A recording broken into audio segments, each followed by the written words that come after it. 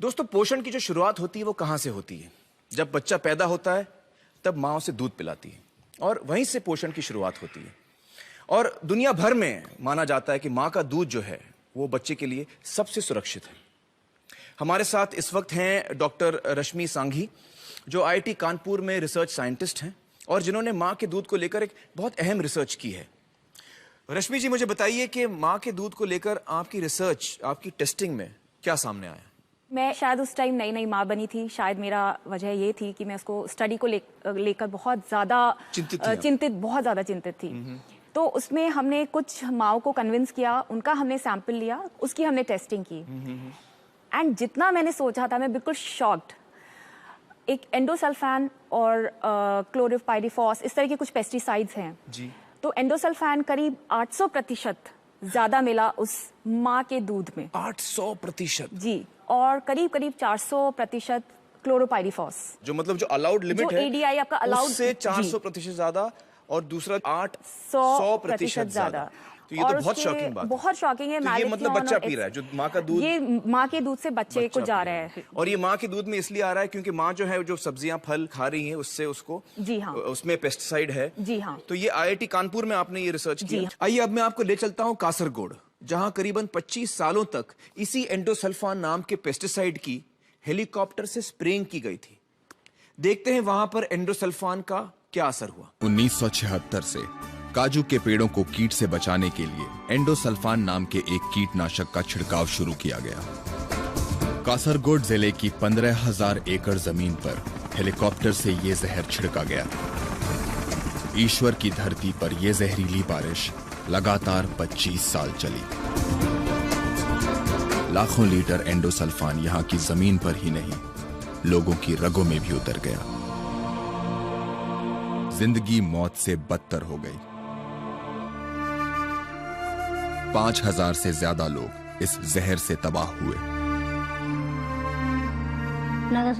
जन्म के 13 दिन बाद तक इसे वेंटिलेटर पर रखना पड़ा। हाथ पाँव ने कभी काम किया ही नहीं। ये पहले देख सकता था, अब बिल्कुल नहीं। दर्दनाक मौत के खौफनाक मंजर, जिसे देखकर रूह कांप उठे। मुझे ये बताइए कि जो बीमारियां हो रही थी लोगों को, ये जो बच्चे अबनॉर्मल पैदा हो रहे थे, उसमें फर्क आया ये स्प्रेइंग बंद होने के बाद? खुशी की बात यह है कि पिछले 4 सालों में पूरे इलाके में जन्मजात विकृति का एक भी केस मेरी नजर में नहीं आया है। और ये जो बच्चे गिर रहे थे अपने आप, जो मिसकैरेजेस हो रहे थे, वो केसेस भी बिल्कुल कम हो गए हैं। तो ये वही एंडोसल्फान पेस्टिसाइड है जिसके बारे में रश्मि जी ने हमें बताया था कि उनके टेस्ट में माँ के दूध में एंडोसल्फान की मात्रा परमिसिबल लिमिट से 800% ज्यादा थी। और माँ के दूध में पेस्टिसाइड आने की वजह यह है कि हमारे कई खाने के पदार्थों में पेस्टिसाइड्स मौजूद हैं, यानी कीड़े मारने का जहर मौजूद है। और दोस्तों, इसके बारे में सबसे बेहतर जानकारी शायद उसके पास होगी जो हमारा खाना उगाता है, यानी कि एक किसान। महाराष्ट्र के नासिक जिले के अंगूर देश भर में मशहूर हैं। ताजे ताजे और रस भरे अंगूर देखते ही मुंह में पानी आ जाता है। लेकिन जो किसान इन अंगूरों को उगा रहा है, वो इन्हें नहीं खाएगा। 6 साल पहले मुझे मुंह में छाले हुए थे। उस टाइम अंगूर का सीजन था, तो मैं रोज अंगूर खाता था। हम अंगूर की खेती के केमिकल स्प्रे करते हैं, तो फिर मैंने मेरे खेती का अंगूर खाने बंद कर दिया। तो मेरे मुंह के छाले बिगर दवा वो अच्छे हो गए।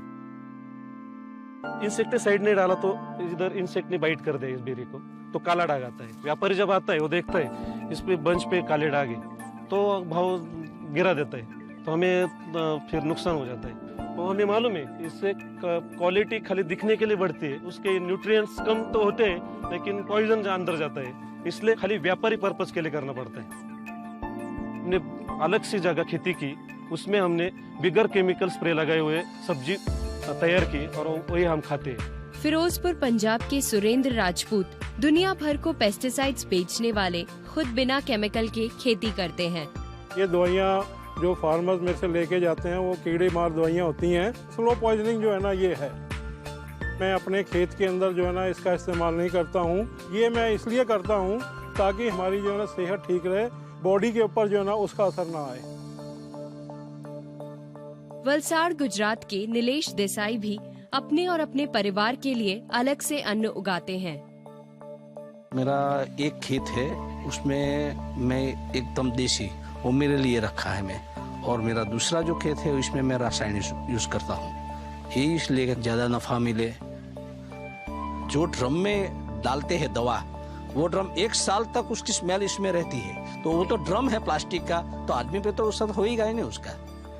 घर के वाली में नहीं डालते हैं, वो बारिश से पहले हम निकाल लेते हैं, वो माल हम हमारी रिश्तेदारी में ही देते हैं, और जो कमर्शियल आता है वो सब मार्केट में जाता है।